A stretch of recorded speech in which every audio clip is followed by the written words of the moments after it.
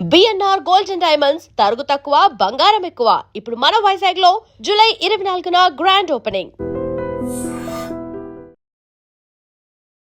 పుట్టడం పూర్గా పుడితే చనిపోవడం కూడా పూర్గానే చనిపోతాం అనే స్టేట్లోనే అందరూ ఉంటారు. లేదు నా బ్రతుకు ఇలా కాదు, నేను ఎలాగైనా మారుతాను, మార్చుకుంటాను అనే ఆలోచన ఎక్కడ మొదలైంది? మా బతుకులు ఇంతే ఉంటాయా? సామాన్యులంటే ఇంతేనా? సామాన్యులంటే కేవలము ఏదో ఓట్లు వేయడానికే పనికొస్తారా? కూలి పనికి పోవడానికే పనికొస్తారా?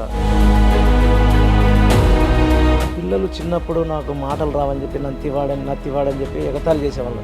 ఈరోజు నా పాటల కోసం నేను వేల మంది దగ్గర పాడుతున్నా. యాక్షన్లో ముఠా కక్షలో నువ్వు పాల్గొంటే, ముఠా నాయకుల బడి తిరిగితే ఏదో ఒక రోజు నువ్వు బలి కాక తప్పదు. నీ కుటుంబాలు దిక్కులేని కుటుంబాలు కాక తప్పదు. ఆ సత్యాన్ని చాటి చెప్పే అద్భుతమైన పోలీస్ వారి నాటకం. బాంబులతో బంతులాట, కత్తులతో కటిక కోత, హింసలు ప్రతిహింసలు, కక్షలు కార్పణ్యాలు, మరుభూమికి ప్రతిరూపం, నరకానికి ప్రతిబింబం, నిప్పులు గ్రక్కేటి సీమ, నెత్తురు పారేటి సీమ రాయలసీమ.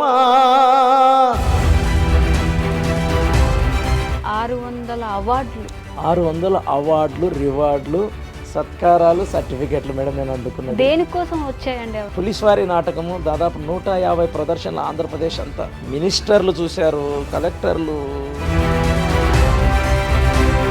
ప్రజలను చైతన్యం చేయమని డ్యూటీ వేశారు. ఏమని? వరదలు వస్తున్నాయి ప్రజలారా, ఇంట్లో ఖాళీ చేసి వెళ్ళిపోవాకండి, భయపడవాకండి, మీరు ధైర్యంగా ఉండండి, మీకు సహాయం చేస్తుంది ప్రభుత్వం అని చెప్పడం కోసం. పాడనా ఒక గేయము, కర్నూలు గుండెలపై గాయము, ఒకనాటి రాజధాని వరదల్లో చిక్కుకుంది, చేయి చాచి దీనంగా నీ సాయం కోరుతోంది. 26 సంవత్సరాల అనుభవంలో, టీచింగ్ అనుభవంలో మీరు నేర్చుకున్న ఒక విషయం ఏంటి? మనిషిని మేల్కొల్పేది ధనం కాదు, బలం కాదు, ఒక్క చదువు మాత్రమే. మీ ఫ్యామిలీ అంటే మీరు మీ ఫ్యామిలీ స్థితిని మార్చారు అని అనుకోవచ్చా? నేను ఒక మాట అంటున్నాను, దయచేసి మేధావులు పెద్దలందరూ గ్రహించాలి, జ్ఞానవంతులు.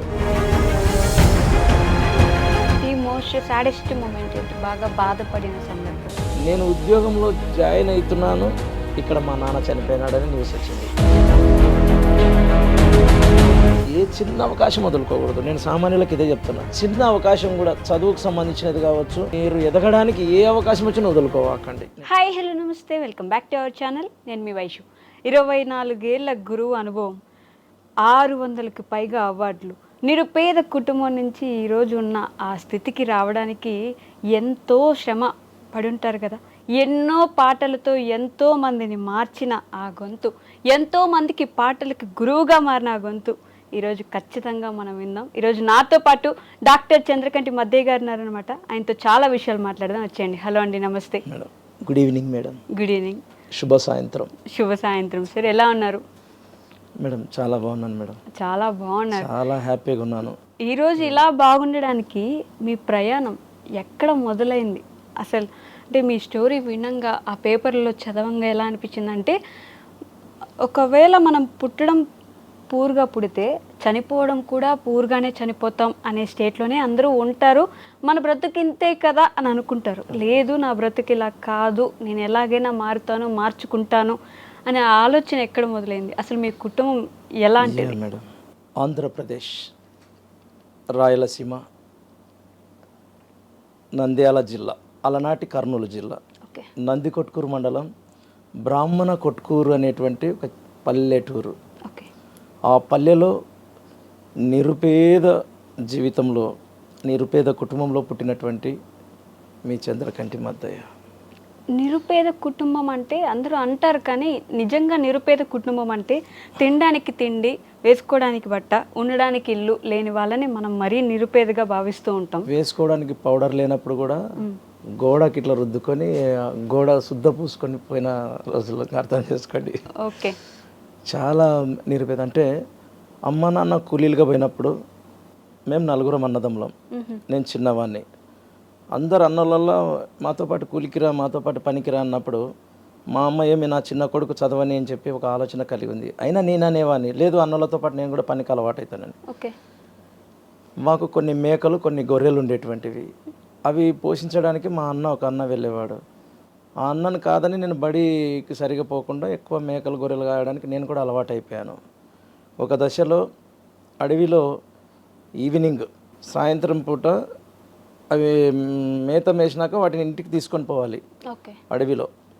అయితే అడవిలో నాతో పాటు గొర్రెల మేకలు కాసే పిల్లలు ఏమన్నారు, కోతి కొమ్మ చాట ఆడదామా కొంచెంసేపు అని చెప్పి చెట్టు మీద ఎక్కి నన్ను అంటేసుకోమన్నారు. ఓకే. నేను చెట్టు ఎక్కి అంటేసుకోవడానికి వెళ్ళే సమయానికి మేకలు గొర్రెలు బెదురుకుంటూ పరుగులు తీసుకుంటూ మా వైపు వస్తున్నాయి. ఓకే. చెట్టు మీద ఉన్న అబ్బాయి ఏమన్నాడు, రే నన్ను తర్వాత అంటేసుకుంటూ ముందు అక్కడ చూడరే ఏదో జరుగుతుంది అక్కడ అన్నప్పుడు నేను అన్నాను, ఏం జరుగుతుందంటే, లేదురా ఇక్కడ వచ్చేదన్నీ నీ మేకలేరా, నీ గొర్రెల పిల్లలేరా అన్నాడు. అప్పుడు నాకు అనుమానం వచ్చింది. అంటే నేను నా చేతిలో చిన్న అబ్బాయిని కర్ర తీసుకొని పరుగులు తీసి దాంట్లో మధ్యకు వెళ్తే అప్పటికే తోడేలు ఒకటి రెడీగా ఉంది, ఒక మేక పిల్ల నోట గరుచుకొని పరిగెత్తడానికి రెడీ అయ్యే సమయానికి, నువ్వు వదులుతావా లేదా అని చెప్పి నేను చిన్నప్పుడే దాన్ని నువ్వు వదులుతావా లేదా అని చెప్పి నేను కర్ర తీసుకొని దాని మీద పోరాటం చేస్తున్నప్పుడు, నా బిడ్డను వదులుతావా లేదా అని చెప్పి ఇంకొక మేక తన కొమ్ములతో దాని మీదకి చేస్తున్నప్పుడు అది ఇద్దరి మీదకి తిరుగుబాటు చేయలేక లాస్ట్కు నేను అనుకున్నాను నా జీవితం అయిపోయింది, అడవిలో నన్ను చంపేస్తుంది అది అనుకున్నా. చిన్నప్పుడు కథలు వినేవాడిని, తోడేలు ఒక్కసారి చూస్తే చంపేస్తుందని. నా అదృష్టము దేవుని దయ, ఆ సమయానికి మరి మేక పిల్లల లాంటి బడి పిల్లల్ని కాపాడడం కోసము, తోడేల లాంటి వాళ్ళ నుంచి బడి పిల్లల్ని కాపాడడం కోసం మరి నేను మళ్ళీ పునర్జన్మెత్తినానేమో దేవుని దయ వల్ల. ఆ తోడేలు అలాగే వెళ్ళిపోయింది మేడం. ఓకే. అప్పుడు నేను ఇంటికి రాలేక భయపడుతూ నేను ఎక్కడికో వెళ్ళిపోతాను అనే సమయానికి ఆ అడవిలో నుంచి కట్టెలు కొట్టుకునేటువంటి స్త్రీలు కొంతమంది వస్తూ ఇక్కడ ఎవరో అబ్బాయి ఎందుకో ఏడుస్తున్నట్టున్నాడు ఎవరో అని చెప్పి నన్ను తీసుకొని, మేము చెప్తాం రా ఇంటికాడ అంటే, నాకు భయం అవుతుంది కొడతారేమో అని. అప్పుడు నన్ను ఊరు బయట పెట్టి మా వాళ్ళని ఇంటికాడ నుంచి తీసుకొని వచ్చి, ఇట్లా మీ అబ్బాయి మేక పిల్లని అది తోడేలు తీసుకుపోవడం వలన ప్రాబ్లంగా ఫీల్ అవుతున్నాడు, భయపడుతున్నాడు అని అంటే, మా వాళ్ళు నన్ను కౌగిలించుకొని సప్పరించి వీపున ధైర్యం చెప్పి, ఇలాంటివి జరుగుతుంటాయి ఏం భయపడవాకు, దాని అయినాక నువ్వు అడవికి వద్దు, ఇంకా మనసంగా స్కూల్కి పోదువు చదువుకుందామని. అదే లాస్ట్ రోజు మేడం. మరి అదే మేడం, ఆ రోజు నుంచి నేను ఎప్పుడు ధనవంతుల ఇండ్లు చూసేవాడిని, పెద్ద పెద్ద వాళ్ళ ఇండ్లు చూసేవాడిని. ఎందుకు ఈ మేడలు ఉన్నాయి, మాకు చిన్న ఇల్లు ఉంది, ఈ వీధుల గుండా వెళ్ళాలి. తర్వాత ఇంత పేదరికంలో మేము ఉన్నప్పుడు వీళ్ళు ఇంత గొప్ప వాళ్ళు ఎలా అయ్యారని చెప్పి ఆ ప్రశ్నలు చిన్నప్పుడే నన్ను ఆలోచింపజేసినాయి. గొర్రెలు మేకలు కాసే సమయానికి కూడా నేను పాటలు వచ్చిన కొన్ని రాగాల పాటలు అడవిలోనే పాడుకునేటువంటి వాడిని. అప్పుడు కూడా అవును మేడం. అప్పుడు స్కూల్కు వెళ్ళే సమయంలో మా బతుకులు ఇంతే ఉంటాయా, సామాన్యులంటే ఇంతేనా, సామాన్యులంటే కేవలము ఏదో ఓట్లు వేయడానికే పనికొస్తారా, కూలి పనికి పోవడానికే పనికొస్తారా, ఏమన్నా అంటే దేవుని శాపం వీళ్ళకు అని అంటారు. అది నేను నమ్మను. చిన్నప్పుడే నాలో కసి పుట్టింది, కసి కృషి. ఈరోజు నేను అందుకుంటున్న కృషి కనుక నేను ఆలోచన చేసి చదువుకు, ఇంకా మీ చదువుకు డబ్బులు ఎవరు పెట్టారు? చదువులు మేడం, నేను అట్ట కాదు, హాస్టల్లో చేరాను మేడం. హాస్టల్లో చేరినప్పుడు హాస్టల్లో ఆటోమేటిక్గా గవర్నమెంట్ చేస్తుంది. I completed my MA history at S university Tirupati. I completed my MA English at Kakatiya university Warangal. I completed my BEd at Chennai Alagappa university. I completed my PGDCA in computer application. ఇవన్నీ చేసి ఒక టీచర్గా స్థిరపడదాం అనుకున్నాను. అవన్నీ ఎందుకు చేశానంటే, ఆ పేదరికం నన్ను వెక్కిరించినప్పుడల్లా నేను ఎలాగైనా సాధించాలని చెప్పి, పిల్లలు చిన్నప్పుడు నాకు మాటలు రావని చెప్పి నత్తివాడని చెప్పి ఎగతాళి చేసేవాళ్ళు. ఈరోజు నా పాటల కోసం నేను 1000 మంది దగ్గర పాడుతున్నా. మీరు నమ్మండి నమ్మకపోండి, ఇండియా లెవెల్లో ఉన్న సింగర్లతో పాడాలనేది నా ఆశయము. ఈరోజు నేను పాడుతున్నా, హిందీలో అన్ని గొంతులు పాడుతున్నా, తెలుగులో అందరి సింగర్ల గొంతులు పాడుతున్నా. నేను ఓన్గా పాటలు కూడా రాస్తాను మేడం. రాయలసీమ తెలుసు మీకు, రాయలసీమ అంటేనే ముఠా కక్షలు గుర్తుకొస్తాయి, ఫ్యాక్షనిజం గుర్తుకొస్తుంది. ఆ రాయలసీమ ముఠా కక్షల్ని నిర్మూలించాలి, ముఠా నాయకులలో మార్పు తీసుకురావాలి, ముఠా నాయకుల చేతిలో బలయ్యేటువంటి సామాన్యుల కుటుంబాలను ఎలాగైనా కాపాడాలని చెప్పి ప్రభుత్వం ఒక సంకల్పంతో ఒక ఆఫీసరు, కర్నూలులో మున్సిపల్ ఆఫీసర్ విజయభాస్కర్ గారు, ఆయనతో ఒక నాటకం రాపించారు. ఆ నాటకం పేరే పులి స్వారీ. ఓకే. పులి మీద స్వారీ చేస్తే ఎక్కేంత వరకు నువ్వు ఎంత దూరం పోయినా అంతవరకు మోస్తుంది. దిగినావా చంపుతుంది, దిగకపోయినా అది చంపుతుంది ఏదో ఒకసారి. అది పులి స్వారీ అనేటువంటి. అంటే ఫ్యాక్షన్లో ముఠా కక్షలో నువ్వు పాల్గొంటే, ముఠా నాయకులం బడి తిరిగితే ఏదో ఒక రోజు నువ్వు బలి కాక తప్పదు, నీ కుటుంబాలు దిక్కులేని కుటుంబాలు కాక తప్పదు. ఆ సత్యాన్ని చాటి చెప్పే అద్భుతమైన పులిస్వారి నాటకం. ఓకే. ఆ నాటకానికి మేడం ముఠా నాయకులు వాడే గండ్రగొడ్డలు, కత్తులు అవన్నీ నేనే మన న్యూవుడ్ చెక్కతో నేనే డిజైన్ చేసి నాకు అవకాశం ఇచ్చారు. ఎవరు తెలుసా? టీజీవీ కళాక్షేత్రం, కర్నూలు టీజీవీ కళాక్షేత్రం అధ్యక్షులు శ్రీ పత్తి ఓబులయ్య గారు మా అధ్యక్షులు. 25 సంవత్సరములుగా ఆయన అధ్యక్షులుగా ఉంటున్నారు. ఆయన అవకాశం నాకు ఇవ్వడం వల్ల, అలాగే నేను అన్నాను, సార్ ఊరికే నాటకం వేస్తారు బాగుంటుంది, ఓకే, కత్తులు పట్టుకొని తిరుగుతారు, అంత బాగుంది. బ్యాక్గ్రౌండ్ ఒక పాట తయారు చేస్తే ఎట్టుంటుందంటే, ఎవరు రాస్తారు అబ్బాయి ఇప్పటికిప్పుడంటే నేను రాస్తాను సార్, నేను తయారు చేస్తాను. ఓకే. ఆ పాట విన్న ప్రతి కుటుంబము, ముఠా నాయకుల కుటుంబాలలో ఎంత మార్పు వచ్చిందో. ఆ పాట రాయలసీమ అంటేనే గుర్తుకొచ్చేది, నాలాగా ఇలా పురిదిప్పింటారు మీసాలు రాయలసీమ. మా కోసం ఒక లైన్ పాడు. చూడండి. పురిదిప్పిన మీసాలకు పుట్టినిల్లురా, పడగెత్తిన పౌరుషాల మరో పల్నాడురా, చురకత్తుల విన్యాసపు వింతనేలరా, తెగిపడ్డ కుత్తుకల వదశాలరా, వేట కొడవళ్ళు, గండ్రగొడ్డళ్ళు, పోటు బళ్యాలు, నాటు పిస్తోళ్ళు, బాంబులతో బంతులాట, కత్తులతో కటిక కోత, హింసలు ప్రతిహింసలు, కక్షలు కార్పణ్యాలు, మరుభూమికి ప్రతిరూపం, నరకానికి ప్రతిబింబం, నిప్పులు గ్రక్కేటి సీమ, నెత్తురు పారేటి సీమ రాయలసీమ, ఇది రాయలసీమ, నాటి బంగారు సీమ, నేటి భయంకర సీమ. ఒకవైపు ముఠా నాయకుల జోరు, ఒకవైపు సామాన్యులు బేజారు. ముఠా నాయకుల మడి తిరిగిన సామాన్యుల జీవితాలలో తెలుగు మీద కూడా చాలా పట్టుందండి మీకు. మేడం, నేను యాక్చువల్లీ ఇంగ్లీష్ టీచరు, అదే ఇంగ్లీష్ టీచర్, హిందీ సింగరు, తెలుగులో రైటరు, సింగర్ మేడం. ఓకే. అంటే మీరు నేర్చుకున్నంత టీచింగ్ వైపు కదా, మీరు అయింది కూడా టీచరే. 26 సంవత్సరాలు గురువుగా మీకు అసలు ఇది ఉన్నప్పటికీ మరి పాటల వైపు ఎప్పుడు వచ్చారు, ఎందుకు రావాలనిపించింది అసలు? చిన్నప్పుడు మేడం, అది కూడా సోషల్ వెల్నెస్ కోసం మొదలు పెట్టినట్టున్నారు కదా మేడం. చిన్నప్పుడు మన ఇంట్లో మైక్ కూడా చిన్న రేడియో కూడా ఉండేది కాదు. ఓకే. ఎదురింటి రేడియోలో ఒక ఆకాశంలో నుంచి ఏదో పాటలు వినపడుతున్నాయేమో అనుకునేవాడిని. ఒక రేడియో ఉంటే తీరా చూస్తే బాలసుబ్రహ్మణ్యం గారి పాటలు అంత మధురంగా ఉండేవి. చిన్నప్పుడు ఎవరు పాడుతున్నారు అనుకునేవాడిని. కానీ 2012లో చెన్నైలోని ఆలయ రికార్డింగ్ స్టూడియోలో నా పాటలు ఎస్పి బాలసుబ్రహ్మణ్యం గారు దాదాపు 3 పాటలు పాడారు. నేను ఆయన పాదాలు ఇలా మొక్కి, మీ పాదాలు తాకే అర్హత కూడా లేదు సార్, చాలా నిరుపేద స్థితిలో నుంచి ఇటు వచ్చానంటే ఆయన ఎంత గొప్పవాడంటే, నేను అందుకే ఎప్పుడు ప్రతి ఒక్కరికి చెప్తాను అనమాట, గర్వం ఎప్పుడు ఉండకూడదు. ఆయన అతి సామాన్యుడు, ఆత్మీయంగా ఉంటాడు, చాలా సాధారణంగా పలకరిస్తాడు.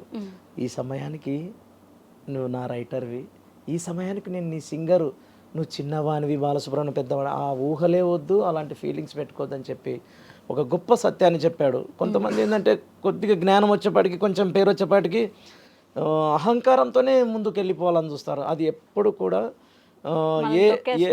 మేడం ఎక్కడ కూడా ఏ గ్రంథాలలో కూడా ఉన్నది ఒకటే, అహంకారము ఏ దేవుడు కూడా ఏ మతము కూడా అహంకారాన్ని ప్రోత్సహించదు. నేను నా అనుభవంతో చెప్తున్నా, స్టడీ చేసినటువంటి అనుభవం అది. ఓకే. 600 అవార్డులు, రివార్డులు, సత్కారాలు, సర్టిఫికెట్లు మేడం నేను అందుకున్నది. దేనికోసం వచ్చాయండి మేడం? నేను పులిస్వారి నాటకము దాదాపు 150 ప్రదర్శనలు ఆంధ్రప్రదేశ్ అంతా. ఓకే.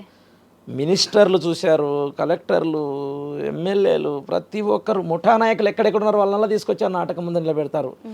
బలైనటువంటి కుటుంబాలకల్లా ఆ నాటకం చూపిస్తుంటే ఎంతమందో మారిపోయారు. అయ్యో, మేము ఇంత ఘోరంగా మందిని చంపుతూ లేకుంటే సస్తూ జైళ్ళ పాలైపోయామా, మా బతుకులు ఇంత హీనంగా అయిపోయినాయని చెప్పి. మరి ఇప్పుడు కూడా ఆ ముఠా నాయకులు దయచేసి కత్తి పట్టవాకండి, కరుణ చూపండి, కక్ష చూపియాకండి, భిక్ష పెట్టండి అని నేను బ్రతిమాలుతున్నా. ఆ తర్వాత వరదలు వచ్చినప్పుడు కూడా ఒక పాట రాశారు 2009లో అనుకోని రీతిలో ఒక టీవీ ఛానల్ వాళ్ళ నుంచి ఒక చిన్న అవకాశం వచ్చింది. నేను అప్పుడు నా టాలెంట్ని మెచ్చుకున్నటువంటి కలెక్టర్ గారు నన్ను టీచర్గా కాకుండా కొంతకాలం కలెక్టరేట్లో నన్ను డిప్యూటేషన్గా తీసుకున్నారు, విద్యాశాఖకు కొన్ని సేవలు అందించడం కోసం. ఓకే. ఈ పాటల ద్వారా, చైతన్య కార్యక్రమాల ద్వారా విద్యార్థులను, ఉపాధ్యాయులను చైతన్యం చేయడానికి నాకు అవకాశం ఇచ్చారు. ఆ సమయంలోనే 2009లో వరదలు వచ్చాయి. అనుకోని రీతిలో ఒక పాట తయారు చేయడానికి సుధారాణి అనే సింగర్ ద్వారా ఒక టీవీ ఛానల్ వాళ్ళు నాకు అవకాశం ఇవ్వడం జరిగింది. ఓకే. ఆ సమయానికి మీరు నమ్మండి నమ్మకపోండి మేడం, పాట ప్రిపరేషన్ ఎట్లుంటుందంటే వర్డ్స్ రెడీ చేసుకోవాలి, అన్నీ రెడీ చేసుకోవాలా. తీరా చూస్తే నా డ్యూటీ బురద డ్యూటీలో వరద నీటిలో ఉన్నా నేను, వరద డ్యూటీలో బురద డ్యూటీలో ఉన్నా నేను. ఓకే. ఆ సమయానికి చిన్న సెల్ ఫోను ఎక్కడ కర్నూలంతా సగం ఇండ్లన్నీ మునిగిపోయినాయి. నేను అటు కూడా డ్యూటీ నాది టీచింగ్ డ్యూటీ కదా. కాదు మేడం, ప్రజలను చైతన్యం చేయమని డ్యూటీ వేశారు. ఏమని, వరదలు వస్తున్నాయి, ప్రజలారా ఇండ్లు ఖాళీ చేసి వెళ్ళిపోవాకండి, భయపడవాకండి, మీరు ధైర్యంగా ఉండండి, మీకు సహాయం చేస్తుంది ప్రభుత్వం అని చెప్పడం కోసం. ఓకే. ఆ సమయానికి ఒక పాట తయారు చేస్తే ఎట్లుంటుంది, మన కర్నూలుకు కోట్ల రూపాయల సహాయం అందొచ్చు కదా అని చెప్పి అప్పుడు నేను ఆలోచించాను. అయితే ఆ పాట నాకు ఆ దృశ్యాలు ఏమంటారు, నీళ్ళలో కొట్టుకుపోతున్నటువంటి పశువుల కలేబరాలు, లేకుంటే అక్కడక్కడ ఆడాడ మనుషులు చనిపోయిన శవాలు, లేకుంటే ఇంట్లో ఉన్నటువంటి ప్రతి వస్తువులు, తినే పంటలు అన్నీ కూడా ఇదైపోయినాయండి. ఆ నీళ్ళలో మునిగిపోతుంటే ఆ దృశ్యం చూసినప్పుడు నాకు ఆ పదాలు గుర్తుకొచ్చి వెంటనే ఆమె అడిగింది. అప్పుడు నేను అన్నాను, అమ్మ నా అక్కడ పెన్ను లేదు, పేపర్ లేదు, నీవు పెన్ను తీసుకో, పేపర్ తీసుకో. నేను ఊక ఫోన్లో చెప్తుంటే ఏంటండి అంత త్వరగా రాయగలరా, అంత త్వరగా చెప్పగలరా అంటే, నాకు ఈ దృశ్యాలు చూస్తుంటే పాట గుర్తుకొస్తుందని. అదే నేను రాసిన ఆ పాటకు రవీంద్ర భారతిలో ఎన్టీఆర్ అవార్డు అందుకున్నానండి నేను. రవీంద్ర భారతిలో 2009లో వరదలు వస్తే ఆ పాట తయారైంది. ఆ పాట పేరు కర్నూలు కన్నీళ్ళు. కన్నీళ్ళు. ఆ పాట తయారు చేసినప్పుడు అది కూడా చాలామంది దుఃఖపడి కోట్ల రూపాయల సహాయం అందించడానికి నా వంతు నేను సహకారం అందించానండి. ఆమె రాసుకుంటుంది, నేను చెప్పాను స్టూడియోలో రికార్డింగ్ చేద్దామా మేడం అంటే, స్టూడియో కూడా నీళ్ళలో ఉంది. అప్పటికప్పుడు మేము ఆ పాట తయారైంది, ఆమె రాసిపెట్టిన తర్వాత స్టూడియో మొత్తం టేబుల్ల మీద తబలలు అవి పెట్టుకొని రికార్డింగ్ చేసాము ఆ పాట. అదే పాడనా ఒక గేయము, కర్నూలు గుండెలపై గాయము, పాడనా ఒక గేయము, కర్నూలు గుండెలపై గాయము, ఒకనాటి రాజధాని వరదల్లో చిక్కుకుంది, చేయి చాచి దీనంగా నీ సాయం కోరుతోంది, ఓ మానవతా మూర్తులార కనరా వినరా, కనరా వినరా, కదలి రండి కర్నూలుకు కన్నీళ్లను తుడవండి. ఆ పాట ఒక 2 చరణాలతో రాసిన పాట ఎన్నో హృదయాలను కరిగించడం వల్ల మా కర్నూలుకు సహాయం అందించినటువంటి ఎందరో దాతలు, మహానుభావులకు ధన్యవాదాలు. నన్ను ప్రోత్సహించిన ప్రభుత్వానికి కూడా ధన్యవాదాలు. ఆ సమయానికి రవీంద్ర భారతిలో నేను అందుకున్న అవార్డు ఎన్టీఆర్ అవార్డు. కాదు మతయ్య గారు, అంటే ఇప్పుడు నాకు డౌట్ వచ్చింది, మీరు వచ్చిందే నిరుపేద కుటుంబం నుంచి, నాకెందుకు జనాల గురించి, నేను బాగుపడితే చాలు, నా కుటుంబం బాగుంటే చాలు అని మీరు అనుకుంటే ఇవన్నీ ఉండేవి కాదు కదా. మీరు బాగా సంపాదించుకునే వాళ్ళు, మీ కుటుంబం బాగుండేది. సోషల్ వెల్నెస్ కోసం పాటలు పాడడమో లేకపోతే విద్యార్థులకి ఇంత చేయాల్సిన అవసరం ఉండేది కాదు కదా. ఎందుకని చేయాలనుకున్నారు ఇది? మేడం, నేను తెలుసుకున్న సత్యం, మనిషిని మేల్కొల్పేది ధనం కాదు, బలం కాదు, ఇంకేమీ కాదు, ఒక్క చదువు మాత్రమే. నన్ను మేల్కొల్పింది చదువు, నన్ను ఆలోచింపజేసింది చదువు, నన్ను వెలుగులోకి నడిపించింది చదువు. ఆ చదువు పేదలకు రుచి చూపాలి ఎలాగైనా సరే మనం అని చెప్పి నేను చదువుకొని టీచర్ అయ్యాను. ప్రజలకు, నేను సామాన్యులకు చెప్పేది ఇదే, నా ఆశయం కూడా సామాన్యుల చైతన్యం, సామాన్యుల స్వాతంత్ర్యం, విద్యలోన విప్లవం, సామాన్యుల చైతన్యం, నిరుపేదల చిరునవ్వుల సిరివెన్నెల నా ఆశయం.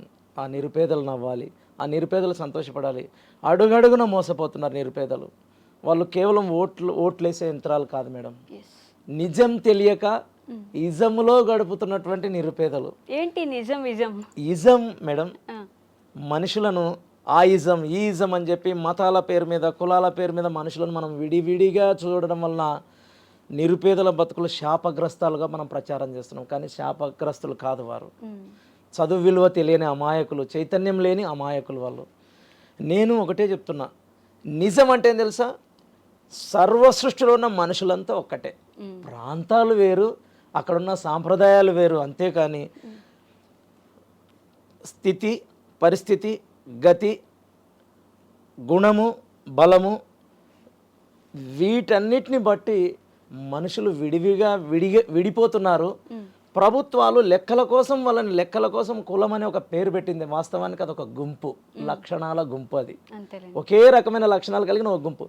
ప్రభుత్వము లెక్కల కోసము ఒక కులం అనేది పెడతాయి. దాన్ని ఏం చేస్తున్నారు, చిన్న కులం అని చెప్పి పెద్ద కులం అని చెప్పి ఇది దేవుని శాపం అని చెప్పి వీళ్ళు శాపగ్రస్తులు అని చెప్పి ప్రచారం చేస్తున్నారు. ఆ ప్రచారం చేసే వాళ్ళకి ఎప్పుడు కూడా శాపమే నేను చెప్పేది. అది మనిషిని మనిషిగా చూడండి, మనిషిని మనిషిగా చూడండి. ఇంతకన్నా నేనేం చెప్పలేను. భక్తి ఉండని నీకు, శక్తి ఉండని నీకు, బలం ఉండని నీకు, ధనం ఉండని, కానీ వాటి పేరు మీద మనుషులను విడగొట్టి ఈజం అనే ఒక భ్రమలో నువ్వు గడపొద్దు, వాళ్ళని కూడా భ్రమలోకి దొబ్బొద్దు. నిజం ఒక్కటే, వాళ్ళు మనుషులే మీరు మనుషులే. వాళ్ళని చదవనివ్వండి, వాళ్ళని కూడా వెలగనివ్వండి. నేను అదే పేదవాళ్ళకి చెప్పేది కూడా ఏంటంటే, మనం ఎందుకు పేదలుగానే ఇంకా రగ్గిపోతున్నామంటే 4 లక్షణాలు మనం మార్చుకోవాలి. నంబర్ 1 ఖాళీ సమయం. ఖాళీ సమయం పేదవాళ్ళ మొదటి శత్రువు. రెండవది సోమరితనం. మూడవది అధికమైన ఆలోచన, పెద్ద శత్రువు. అది ఎక్కువ ఆలోచిస్తారు. నాలుగవది భయం మేడం. భయం వాళ్ళ మనసులో, అది ఏ భయమైనా కావచ్చు, బలవంతుల భయం కావచ్చు, మూఢనమ్మకాల భయం కావచ్చు. ఆ భయం ఎక్కువ సామాన్యుల మీదనే పనిచేస్తుంది. నేనేమంటానంటే మీకు లేని భయము సామాన్యులకు ఎందుకు? రెండవ అసలు విషయం చెప్తున్నా, ధనవంతులు ఎప్పుడు కూడా బిజీగా ఉంటారు, అందుకే వాళ్ళని బిజినెస్ మ్యాన్ అంటున్నాం. బిజీగా ఉంటారు. మా సామాన్యులు ఎప్పుడు కూడా ఖాళీగా ఉండాలని చూస్తారు. కారణం ఏంటంటే కూలి పని పోవాలా, మిగతా సమయం ఏం చేయాలనో అర్థం కాక తాగడానికో తినడానికో సోమరిగా ఉండడానికో సమయం కేటాయిస్తారు. అధికంగా ఆలోచించడానికో భయపడడానికో లేకుంటే ఒక నాయకుడు నమ్మడి తిరగడానికి మాత్రమే వాళ్ళు సమయం కేటాయిస్తారు. ధనవంతులు మీరు ఎవరినైనా కనుక్కోండి, వాళ్ళు బిజీగా ఉంటారు, వాళ్ళ పిల్లలు బిజీగా ఉంటారు, వాళ్ళు వేరే దేశాల్లో చదువుతూ బిజీగా ఉంటారు, వాళ్ళు వ్యాపారాల్లో బిజీగా ఉంటారు. నాయకులంతా బిజీగా ఉన్నప్పుడు వాళ్ళ వెనక తిరిగే అనుచరులు ఖాళీ సమయం వల్ల వెనక తిరిగి తమ సమయాన్ని తమ కుటుంబాలను నష్టంలోకి తోసుకుంటారు. బట్ మీరు కూడా అదే సామాన్య స్థితి నుంచే వచ్చారు. అందుకే మేడం నన్ను కూడా మేల్కొల్పిన నా గురువులకు ధన్యవాదాలు మేడం. గురువులు ఎప్పుడు కూడా తమ విద్యార్థులను పక్షుల్లాగా అలా ఎగిరిస్తారు, ప్రపంచాన్ని రాసిస్తారు విద్యార్థులకు. ఈ ప్రపంచంలో ఏ దేశమన్నా పోయి ఏ ప్రాంతానికన్నా వెళ్ళి బతుకు, పక్షుల్లాగా అలా ఎగిరిస్తారు. తల్లిదండ్రులు కలలు కంటారు, పిల్లల్ని కంటారు, కలలు కంటారు, బడిలో వదిలిపెడతారు. మిగతా బాధ్యత అంతా గురువులదే, నా టీచర్లదే. 26 సంవత్సరాల అనుభవంలో, టీచింగ్ అనుభవంలో మీరు నేర్చుకున్న ఒక విషయం ఏంటి? పిల్లలతో అన్ని సంవత్సరాలు గడుపుంటారు కదా, ఏం నేర్చుకున్నారు మీరు? మేడం పిల్లలు మేడం ఒక మాట చెప్తా చూడండి, పేదవాళ్ళను ధనవంతుల పిల్లల్ని ఎవరు ఖాళీగా ఉన్నా సెల్ ఫోన్ అనేటువంటిది ఒకటి ఇబ్బంది పెడుతుంది మేడం. పిల్లల్లో కొన్ని అలవాట్లు వచ్చేసినాయి. నేనేమంటున్నానంటే ఉపాధ్యాయులంగా మేము వాళ్ళని అర్థం చేసుకొని వాళ్ళని మేలుకొల్పాలి, వాళ్ళకు నిజం తెలపాలి.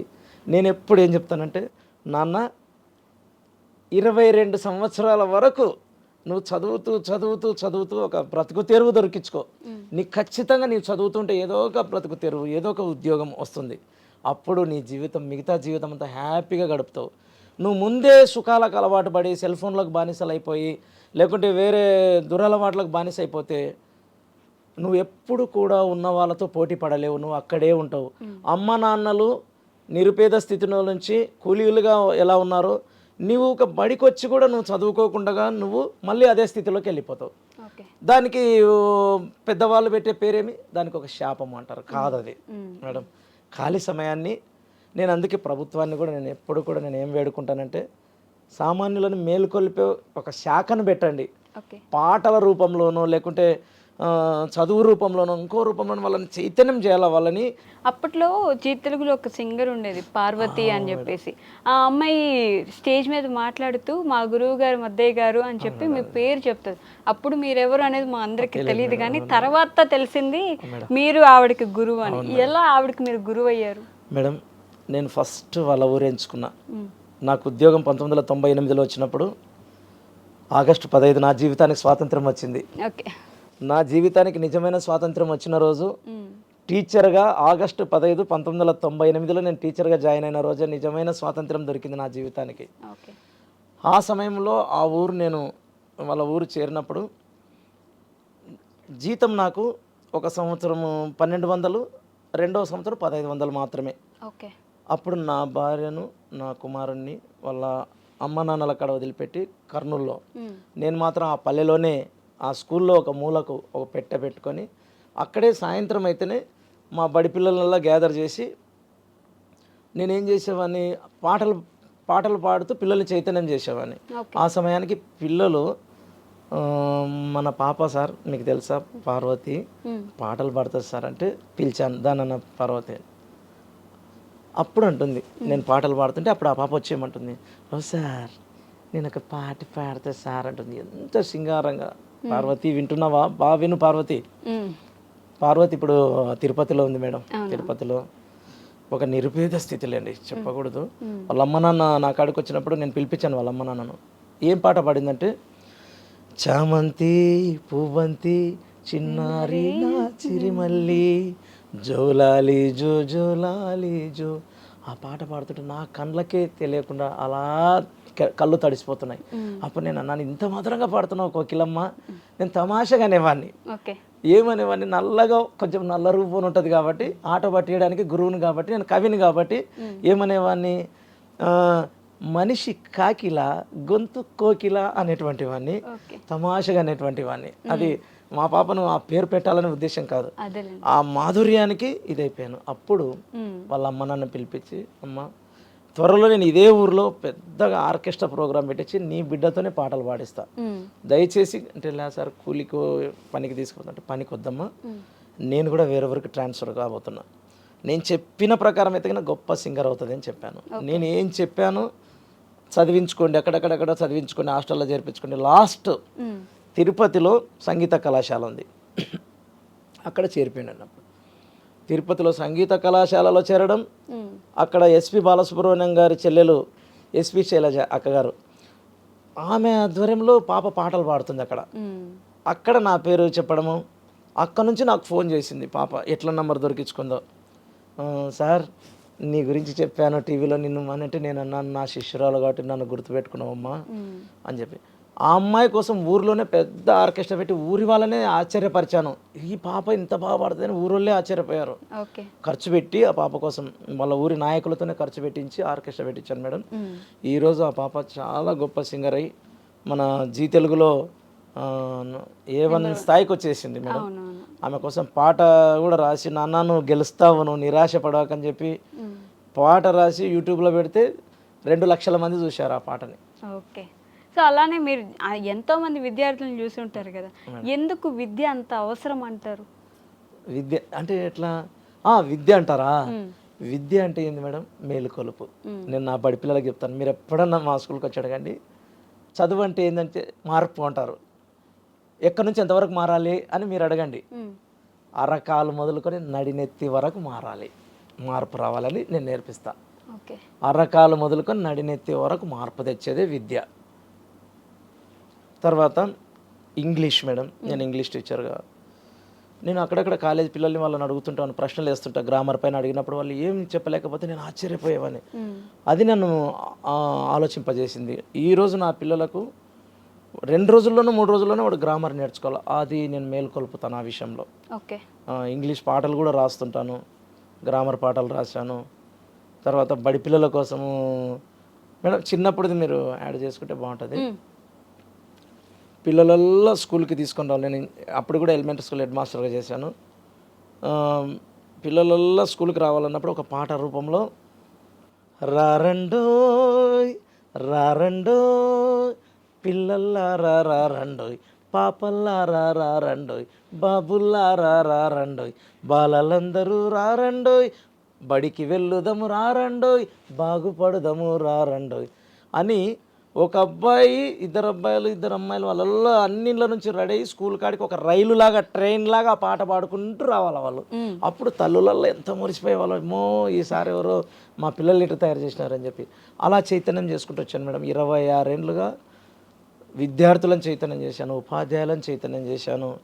ప్రతి కలెక్టర్ వారికి, ఎస్పీ వారికి నేను వాళ్ళకల్లో నా సేవలు అందించాను మేడం. పోలీస్ డిపార్ట్మెంట్ వాళ్ళకి పాటలు రాసి సేవలు అందించాను. మీకు టైం ఎక్కడ ఉండేది టీచింగ్ చేసుకుంటూ మేడం ఈ పాటలు? మంచి మాట అన్నారు మేడం. ఆఫ్టర్ స్కూల్ అవర్స్ లేకుంటే హాలిడేస్ టైంలో చాలామంది ఎక్కడ గడుపుతారు, ఫ్రెండ్స్తోనో బంధువులతోనో ఎక్కడ గడుపుతారు. నేను అది కాదు మేడం, కలము గళము, అవకాశం వస్తే సంగీత కచేరీలు, లేదనుకో పాటలు రాసేదాని మీద పని మీద ఉండి ఆ సేవలు అందించేవాడిని అనమాట. మేలుకొల్పుతాను మేడం. ఓకే, మీ ఫ్యామిలీ అంటే మీరు మీ ఫ్యామిలీ స్థితిని మార్చారు అని అనుకోవచ్చా? ఖచ్చితంగా మేడం. నేను చెప్తున్నాను కదా మేడం, ఒక నిరుపేద స్థితిలో నుంచి ఈరోజు కర్నూలులో నేను ఒక స్థాయికి వచ్చేసినాను మేడం. 600 పైన సత్కారాలు, అన్ని టీవీలో ఇంటర్వ్యూలు, తర్వాత న్యూస్ పేపర్లు అందరూ నా స్టోరీలు రాశారండి మేడం. ఒకనాటి బాల కార్మికుడు, గొర్రెల కాపరి, నేడు ఉత్తమ ఉపాధ్యాయుడు అని చెప్పి. ఈ మధ్యనే నాకు ఒక ఆఫర్ వచ్చింది, నేషనల్ అవార్డుకి అప్లై చేయండి అని. మీకు నంది అవార్డు కూడా వచ్చింది కదా? నంది అవార్డు కూడా స్వర్ణ నంది తీసుకున్నాను మేడం. తర్వాత డాక్టరేట్, మామూలుగా డాక్టరేట్ నేను ఒక మాట అంటున్నాను, దయచేసి మేధావులు పెద్దలు అందరూ గ్రహించాలి, జ్ఞానవంతులు. డాక్టరేట్ అంటే పిహెచ్డి చేస్తేనే డాక్టరేటు, ఒక ఎంబీబీఎస్ చేస్తే డాక్టరు అని. సమాజ సేవలో ఒక అడుగు ముందుకేసేటువంటి ప్రతి ఒక్కరిని చైతన్యపరిచే డాక్టరేట్ కూడా చాలా సంస్థలు అందిస్తున్నాయి. నాకు అందించిన university Asian cultural university madam. So I have received doctorate madam. So అందుకే నా సేవలకు చంద్రకంటి మేడం. మద్దయ్య గారు కదా. ఓకే, అలానే నేను ఈ 2 క్వశ్చన్స్ మ్యాండేటరీ ప్రతి ఒక్కరిని అడుగుతాను మద్దయ్య గారు, మిమ్మల్ని కూడా అడుగుతాను. మీ లైఫ్లో ది మోస్ట్ హ్యాపీయెస్ట్ మూమెంట్ ఏంటి ఇప్పటి వరకు? హ్యాపీయెస్ట్ మూమెంట్ మేడం అంటే నాన్నది చెప్తున్నా చెప్పచ్చు, లేకుంటే ట్రైన్ కింద నుంచి నన్ను తప్పించిన మూమెంట్ చెప్పాలన్నా? ట్రైన్ కింద పడ్డారా మీరు? ఉద్యోగం రాకుంటే ముంబైలో బ్రతకడానికి వెళ్ళాను. మా బంధువులు ఎక్కువ మంది అక్కడ ఉన్నారు ముంబైలో. ఓకే, ముంబైలో బ్రతికే సమయంలో ముంబై అంతా తిరిగే జాబ్ దొరికింది, ట్రైన్లలో తిరగాలి. సరే ఒక స్టేషన్ దగ్గర నేను మామూలుగా అయితే పైన ఏమంటారు మేడం, పైన దాన్ని ఏమంటారు, బ్రిడ్జా, ప్లాట్ఫామ్ పైన బ్రిడ్జ్ మీద వస్తారు కదా, పైన మెట్లు ఎక్కుతూ బ్రిడ్జ్ పైన ప్లాట్ఫామ్ అంటారు దాన్ని. ప్లాట్ఫామ్ అంటే కింద ఉంటుంది బ్రిడ్జే కదా అంటారు మేడం. రైల్వే స్టేషన్లో నేను పైన బ్రిడ్జ్ మీద రాకుండా కింద పట్టాలు దాటుతూ వచ్చిన. ముంబైలో ఎటువంటిదంటే ఒక 2 ట్రైన్లు ఇట్ట పోతుంటే 2 ట్రైన్లు ఇట్ట పోతుంటాయి, అంత సెంట్రల్ స్టేషన్ ఉంది అక్కడ. సెంట్రల్ దాన్ని ముంబై సెంట్రల్ అంటారు అనమాట. ఓకే, ఆ సమయంలో నేను రైలు పట్టాలు దాటుతూ దాన్ని ఏమంటారు, ఓకే, క్రాస్ చేసుకుంటూ వెళ్ళాను మేడం. వెళ్ళే సమయానికి నా జేబులో ఉన్న వస్తువులు కింద పడిపోయాయి. అప్పుడు నేను దాన్ని దాన్ని తీసుకోవడానికి వెళ్ళాను. అంతలో కూడా క్షణాల ట్రైన్ వచ్చేసింది. ట్రైన్ వస్తే నా పని అయిపోయింది అనుకున్నా నేను. 2 చేతులు వెంటనే నన్ను పైకి లాగినాయి. ఎవరని చూస్తే వాళ్ళు పోలీసులు. మరి కాపాడినారు కదా మేడం. పోలీసులు తీసుకుపోయి నన్ను పోలీస్ స్టేషన్లో కూర్చోబెట్టి కోన్ హై తుమ్ అంటే మై తెలుగు వాళ్ళ అంటే, ఓ తెలుగు వాళ్ళని అక్కడ అన్న అంటారు. ఓ తుమ్ అన్నా హై, కిదర్ హై, పాగల్ హై తుమ్ అన్నారు. నేను అన్నాను, నై సార్ జాబ్కి వెళ్ళియమే అంటే, ఇక్కడ ఎందుకు వచ్చావు, సస్తుంటివి కదరా అనే విధంగా వాళ్ళ హిందీలో చెప్పారు. అప్పుడు నేను నా సర్టిఫికెట్లు చూశారు, ఒక ఫైల్ ఉంది నా చేతిలో. అరే తుమ్ ఇట్నా పడా, ఇంత చదివావు అని చెప్పి, చల్ కోర్టుకు జాయిన్ అన్నారు. నేను అన్నా ఓకే సార్ వస్తాను సార్, మీరు ఎక్కడికైనా తీసుకోండి. వాళ్ళు ఆలోచించుకొని రే ఇతను ఏదో మంచి వ్యక్తిలా ఉన్నాడని చెప్పి నా సర్టిఫికేట్ ఇస్తే, అవి సానా మత్ ఇంకోసారి ఇలా రావద్దు, చలో జాగ్రత్త పో అని చెప్పారు మేడం. ఆ రోజు ఆ 2 చేతులు కాపాడాలి. నేను అనుకుంటున్నా దేవునివేనేమో చేతులని నన్ను కాపాడడానికి. అలానే ది మోస్ట్ సాడెస్ట్ మూమెంట్ ఏంటి, బాగా బాధపడిన సందర్భం? బాధపడినది కూడా ఉంటాయి అంటారా? ఎందుకు ఉండవండి మేడం, బాధపడినట్టు చాలా ఉంటాయి మేడం. ఒక అవార్డు అందుకున్న, రివార్డు అందుకున్న, పేరు తెచ్చుకున్న, ఏంది వీని పరిస్థితి ఏమి అని చెప్పి ఎంతోమంది కొంచెం నన్ను ఇబ్బంది పెట్టాలని చూసిన సంఘటనలు ఇప్పటికీ గుర్తుకొస్తున్నాయి మేడం. ఓకే. నన్ను ఓర్వలేక నన్ను ఏదో రకంగా లాగాలనో తొక్కాలనో చూసినారు. కానీ వాళ్ళతో కూడా ఎవరితో కాదు మేడం ఇది. ఎందుకంటే ఆ రోజు నన్ను కాపాడింది దేవుడు కాబట్టి చెప్తున్నా మేడం. అదేలేండి. సో అలా అక్కడ ముంబైకి వెళ్ళి మళ్ళీ ఇది కాదు అనుకుని వెనక్కి వచ్చేసారా? హ్యాపీయెస్ట్ మూమెంట్, అతి ముఖ్యమైన మూమెంట్, నా కొడుకుకు ఏదో రకంగా ఉద్యోగం రావాలని కలలు కన్నా మా అమ్మ నాన్న నన్ను బొంబాయిలో బ్రతికేవాడిని నన్ను ఇక్కడికి పిలిపించుకున్నారు. ఓకే. ఆ సమయంలో నేను వచ్చి జాబు ఇంకా మా నాన్న ఏమన్నాడంటే బీఈడి చెయ్యి నీకు ఉద్యోగం వస్తుంది, టీచర్ ఉద్యోగం అన్నప్పుడు నేను బీఈడి చేయడానికి కూడా మా దగ్గర పైసలు లేకుంటే మా అమ్మ ఏదో చిన్న ఖర్చు పెట్టి ప్రైవేట్గా చేపించింది, అదే ఏమంటారు అలగప్ప యూనివర్సిటీలో. ఓకే. ఆ సమయంలో ఒకేసారి నేను పరీక్షకు ప్రిపేర్ కావడం, ఒకేసారి టీచర్గా సెలెక్ట్ కావడం, మా నాన్న వినలేక ఆనందంతో ఉప్పొంగిపోవడం. నాకు ఏమొద్దురా నీ సహాయం వద్దు, ఏమొద్దు, నువ్వు హాయిగా ఉండు చాలని చెప్పి మా అమ్మ నాన్న నన్ను దీవించారు. ఒక్క రూపాయి కూడా నా నుంచి సహాయం పొందలేదు. ఎందుకు ఆ మాట చెప్తున్నానంటే మేడం, హ్యాపీయెస్ట్ మూమెంట్ అక్కడే ఉంది, సాడెస్ట్ మూమెంట్ అక్కడే ఉంది. నేను ఉద్యోగంలో జాయిన్ అవుతున్నాను, ఇక్కడ మా నాన్న చనిపోయినాడని న్యూస్ వచ్చింది. నేను ఆ సమయానికి అక్కడ జాయిన్ కావాలి, ఇక్కడ కార్యక్రమానికి హాజరు కావాలి. అది నాన్నేమన్నాడు, నీకు ఉద్యోగం వచ్చింది చాలా, ఆ వార్త విన్నానన్నాడు. మరి ఆయన చనిపోయాడు మేడం. నేను అది హ్యాపీయెస్ట్ అదే, సాడియెస్ట్ అదే. అప్పటికప్పుడే ఆనందపడాల్సి వచ్చింది, అప్పుడే సాడ్ మూమెంట్ మేడం నాకు అది. నేను అప్పుడు చెప్పాను అనమాట, నేను ఉద్యోగంలో వెళ్ళి మళ్ళీ మా అమ్మని ఓదార్చి వచ్చారు మేడం. ఇట్లా మేడం. ఆ తర్వాత మీ అమ్మని మీరే చూసుకోవడం మొదలు పెట్టారు? మా అమ్మ ఇంకా మిగతా అన్నలు వాళ్ళు చూసుకుంటారు. నేను కర్నూలులో వచ్చి ఉండాల్సి వచ్చింది. కర్నూలులో నా ఆశయం అంతా ఒకటే, ఏ చిన్న అవకాశం వదులుకోకూడదు. నేను సామాన్యులకు ఇదే చెప్తున్నా, చిన్న అవకాశం కూడా చదువుకు సంబంధించినది కావచ్చు, మీరు ఎదగడానికి ఏ అవకాశం వచ్చినా వదులుకోవాకండి. నేను చెప్పేది అదే, నేను ఏ అవకాశాన్ని వదులుకోలేదు. ఏ చిన్న అవకాశం దొరికినా, కలెక్టర్ గారు ఆఫర్ ఇచ్చినా, లేకుంటే పోలీస్ డిపార్ట్మెంట్ వాళ్ళు ఆఫర్ ఇచ్చిన ప్రతిదీ కూడా నేను అవసరమైతే ఖాళీ సమయంలో లేకుండా నిద్రలు మేలుకొని కానీ నేను వాటిని తయారు చేసి వాళ్ళ మెప్పు పొందడానికి ట్రై చేస్తూ ఒక సామాన్యునికి ఆదర్శంగా నిలబడాలనేది చేశాను మేడం. నేను ఆ రస్తలోనే విజయం సాధిస్తున్నా. ఓకే. సో సింగర్గా ఎన్నో పాటలు పాడుంటారు కదా, మీకు బాగా నచ్చి మీరు మనసుకి హత్తుకునేలా మీకు అనిపించిన ఒక పాట మా కోసం కూడా వినిపిస్తాను. నేను ఎక్కువ మేడం ఏ సభలో జరిగినా పుణ్యభూమి నా దేశం పాట పాడించుకుంటారు. అందుకే చాలామంది ఆఫీసర్లు అంటారు పుణ్యభూమి చంద్రకంటి మద్దయ్య అని కూడా పిలుస్తారు. ఆ పాట నేను ఇష్టంగా పాడుకుంటా ఏ సభ జరిగినా. ఎందుకంటే నేను ఒక మాట చెప్తున్నా మేడం, భక్తి మనుషులను విడగొడుతుంది. మీ భక్తి మీదే అనే విడగొడుతుంది. దేశభక్తి అందరినీ ఒకటి చేస్తుంది. నేను అదే చెప్తా, we are Indians, we are one nation. పుణ్యభూమి నా దేశం నమో నమామి, ధన్యభూమి నా దేశం సదా స్మరామి, నన్ను కన్న నా దేశం నమో నమామి, అన్నపూర్ణ నా దేశం సదా స్మరామి, మహామహుల కన్న తల్లి నా దేశం, మహోజ్వలిత చరిత కన్న భాగ్యోదయ దేశం నా దేశం, పుణ్యభూమి నా దేశం నమో నమామి, ధన్యభూమి నా దేశం సదా స్మరామి. పాటలు రాయడం ఓకే, కానీ పాడడానికి మీ గొంతు కూడా అలా ఎలా సెట్ అయిపోయింది అసలు? హిందీలో అన్ని గొంతులు మారుస్తాను మేడం. ఎలా? అది కూడా మేడం చెప్తున్నా కదా మేడం, చిన్నప్పుడు పాటలు రావు, మాటలు రావు, నత్తివాడన్న వాళ్ళకు నేను ఒక గుణపాఠం నేర్పాలనుకుని అదే కసితో నా నోటిని సాధన చేసి కుమార్ శాన్ గారి గొంతు, కిత్నా హసీన్ చెహరా, ఓహో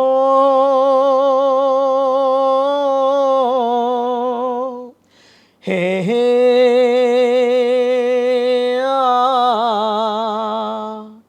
ఓహో హే హే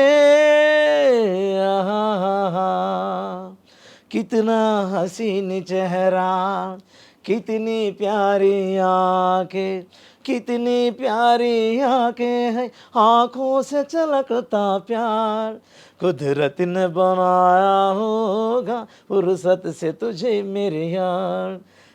ఇట్లా అది కుమారశానిది. ఏ హే హే హే హే హే ఆహాహాహాహా.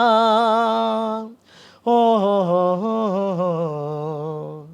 ఆహాహాహాహా. కుమార్ సాను ఉదిత్ నారాయణ కలిసినట్టు.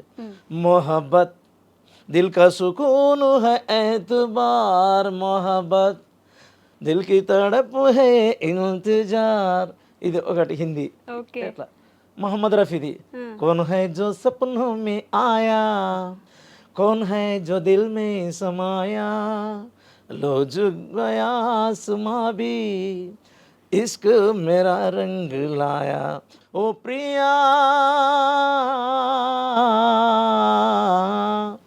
मोहम्मद रफी. ఇట్లా ఇట్లా ఎన్ని గొంతులను ఘంటసాలది. పల్లెకు పోదాం పారును చూద్దాం చెలో చెలో, అల్లరి చేద్దాం చెలో చెలో. పల్లెకు పోదాం పారును చూద్దాం చెలో చెలో, అల్లరి చేద్దాం చెలో చెలో. ప్రొద్దువాలే ముందుగానే ముంగిట వాలేమో, పల్లెకు పోదాం పారును చూద్దాం చెలో చెలో. ఇట్లా రకరకాల సింగర్లు ఉంటారు మేడం. అబ్బబ్బబ్బబ్బ. అసలు అన్ని స్వరాలు మారుస్తాం మేడం. ఏమంటే ఒకటి ఏ సింగర్కైనా ఆ మైక్ సిస్టమ్, ఆ సౌండ్ సిస్టమ్, ఆ ఆర్కెస్ట్రా, ఆ సిస్టమ్ ఉన్నప్పుడు ఆ పాటలు ఏ గొంతులు కావాలన్నా అలా వచ్చేస్తాయి మేడం. అమ్మో, అలా గొంతులు మార్చడం అందరి వల్ల కాదు. తెలుగులో అన్ని సింగర్ల గొంతులు మారుస్తాను. హిందీలో వర్సటైల్ సింగర్ అని ఒక పేరు కూడా తెచ్చుకున్నాను మేడం. వర్సటైల్ సింగర్ అంటే అన్ని గొంతులు మార్చే సింగర్గా. అదే పాటకి భాష ఉండదు, భాషతో సంబంధం లేదు అంటారు కదా, అలా తెలుగు వారు అయ్యి భాష అంటే గుర్తుకొచ్చా మేడం. దయచేసి కమ్మనైన భాష ఎక్కడున్నా, కమ్మని మాటలు ఎక్కడున్నా వెతికి వెతికి పట్టుకొని నేర్చుకుందాం ప్రజలారా. నేను చెప్పేది ఇదే. కొన్ని భాషలు, కొన్ని యాసలు కొన్ని డల్గా ఉంటాయి. అందుకే మన జీవితాలు డల్గానే అయిపోతున్నాయి. ఆ భాషలకు కొంచెం సానపడదాం, కమ్మదనం దానికి నింపుకొని కమ్మగా మనం మాట్లాడము, కమ్మగా పాడడం నేర్చుకుంటే నువ్వు పాడకపోయినా కమ్మని పాటలు విను, ఆ కమ్మదనం నీ మాటల్లో ఆటోమేటిక్గా వచ్చేస్తుంది. మనం యాసలు బాగాలేగనందువల్ల ఏమవుతున్నారంటే ఆ యాస మాట్లాడే ప్రజలను కొంచెం దూరం పెడుతున్నారు కొంతమంది. కాబట్టి నేను ఏమంటున్నా అంటే కమ్మనైనా యాస కావచ్చు, భాష కావచ్చు, ఎక్కడ దొరికినా దాన్ని నేర్చుకుందాం అంటున్నా. అవి ఎక్కడ దొరుకుతాయి? కమ్మని పాటల్లోనే దొరుకుతాయి. అది నేర్చుకోవాలని మనసారా కోరుకుంటున్నా మేడం. సో చివరిగా సమాజానికి ఏం చెప్పదలుచుకుంటున్నారు ముద్దయ్య గారు? మీరు గుర్తు చేయండి. నేను గుర్తు అంటే కాదు, అంటే సమాజంలో 15 పాటలు పాడి వచ్చాను అన్ని. అర్థమైందిలేండి. సమాజానికి, సమాజంలో ఉన్న ప్రజలకు, సమాజం అంటే ఎవరో కాదు ప్రజలమే, మనమే. ఎగ్జాక్ట్లీ. నీది ఈ కులము, నీది ఈ బలము, నీది ఈ శక్తి, నాది ఈ భక్తి అని చెప్పి కులం ద్వారా, మతం ద్వారా ఆ పేర్లు ఈ పేర్లు ఇవన్నీ విడగొట్టడము మానేస్తే అదే పెద్ద పుణ్యం. నేను చెప్పేది 100 పూజల కన్నా, 100 నమాజుల కన్నా, 100 ప్రార్థనల కన్నా ఒక మనిషిని మనిషిగా చూస్తావు చూడండి, అది గొప్ప భక్తి. రెండవ విషయము, భ్రమలో నుంచి బయటికి రండి, శ్రమను నమ్ముకోండి, భ్రమను వదిలేసేయండి. ఫస్ట్ భ్రమలన్నీ సామాన్యులకు ఇస్తున్నాము, శ్రమలన్నీ సామాన్యులకు ఇస్తున్నాము, సుఖాలన్నీ అవకాశాలన్నీ మనం ఉపయోగించుకుంటున్నాం. ఇది తగ్గించుకోవాలని నేను మనసారా కోరుకుంటున్న పెద్దలను. సామాన్యులను చైతన్యం చేయండి, సామాన్యులకు విద్యలోన ఒక విప్లవాన్ని తీసుకురండి, సామాన్యులకు స్వాతంత్ర్యం అందించండి, సామాన్యులను పలకరించండి. ఒక్క పలకరింపు మనసుకు పులకరింపు. సామాన్యులను తక్కువగా చూడవాకండి దయచేసి. అహంకారం వద్దు, గర్వం వద్దు. ఇవి ఎవ్వరు కూడా ఒప్పుకోరు, ఏ దేవుళ్ళు ఏ దేవతలు కూడా ఒప్పుకోరు. కనుక అహంకారం ఏ కోణంలో ఉన్నా నేను ఎక్కువ అందరికన్నా అనే ఆ భావం ఎప్పుడూ కూడా నిన్ను నువ్వే తొక్కేసుకున్నట్టు లెక్క, ప్రజలందరికీ నువ్వు దూరంగా ఉన్నట్టు లెక్క. అందరిని కలుపుకోండి, అభిమానవంతులు కండి. ఇది మేడం నేను కోరుకునేది. నిజంగా మద్దయ్య గారు అంటే ఇప్పటి వరకు మీరు చేసిన సేవ ఎంతో మందికి స్ఫూర్తినిచ్చి ఉంటుంది, ఎంతో మంది జీవితాలను మార్చుంటుంది. ఇలానే ఇంకా చైతన్యవంతులు చేస్తూనే ఉండాలి. మీరు మీ శ్రమ ఎప్పటికీ ఆగకూడదు. మీ ద్వారా ఇంతమంది మారుతున్నారు అనే ఆలోచన వస్తే మాకు కూడా మంచిగా అనిపిస్తుంది అనమాట. మనం కూడా అలా మాట్లాడొచ్చు, మనం కూడా మార్చొచ్చు, మన పాట ద్వారా, మాట ద్వారా, చదువు ద్వారా అని చెప్పేసి ఇలాంటి మంచి మాటలు మాతో కూడా ఈరోజు షేర్ చేసుకున్నందుకు థ్యాంక్ యూ సో మచ్ అండి. ఒక్క మాట చెప్పచ్చు. తప్పకుండా. కలము గళము సమాజాన్ని చైతన్యం చేస్తుంది, సామాన్యులను చైతన్యం చేస్తుంది, వెలిగిస్తుంది. సంగీతం మాదే, సాహిత్యం మాదే అని చెప్పి దయచేసి మీరు అనుకోవాకండి. సంగీతం అందరిది, సాహిత్యం అందరిది, సృష్టి అందరిది, అవకాశం అందరిది. దయచేసి ఈ సత్యం తెలుసుకోండి. ఎవరైనా సంగీత ప్రియులు కండి, ఎవరైనా కళాకారులు కండి, ఎవరైనా గొప్పవాళ్ళు కావాలి. అది గొప్ప అవకాశాన్ని సద్వినియోగం చేసుకునే దాన్ని బట్టి వస్తుంది. చూడండి, నేను తక్కువ అనే భావంలో నువ్వు ఉండొద్దు, నేను ఎక్కువ అనే భావంలో నువ్వు ఉండొద్దు. అందరం సమానంగా ఉన్నప్పుడు, మళ్ళీ చెబుతున్నా, కత్తులతో వద్దు కరుణ చూపించండి, కక్షలతో వద్దు క్షమాభిక్షను చూపించండి. ఇదొక్కటి నేను నాయకులను కోరుకుంటున్నా. తప్పకుండా అండి. Thank you so much. Thank you very much madam. Thank you madam. And for more videos, Please subscribe to iDream channel. Subscribe to iDream Media. Please subscribe to iDream. Please subscribe to iDream. Please subscribe iDream. And please subscribe to iDream. For more videos, subscribe to iDream. please like, share and subscribe to the channel. Congratulations, iDream. Subscribe to iDream. Subscribe to iDream. So subscribe to iDream Media. iDream की iDream team अंदर की huge congratulations. Please subscribe iDream Media. Please subscribe to iDream. Subscribe iDream. Please subscribe to iDream. iDream అంటే నా కళల channel subscribe చేసుకున్న నోరు తిరుగుతలేదు, మీరైతే గంట గుర్తు కొట్టండి. For more such videos, please subscribe to iDream. Subscribe to iDream. Please subscribe to iDream. Please subscribe iDream Media. Please do subscribe to iDream. Please subscribe to iDream Media. For best entertainment and information, please subscribe iDream. And don't forget to subscribe to iDream.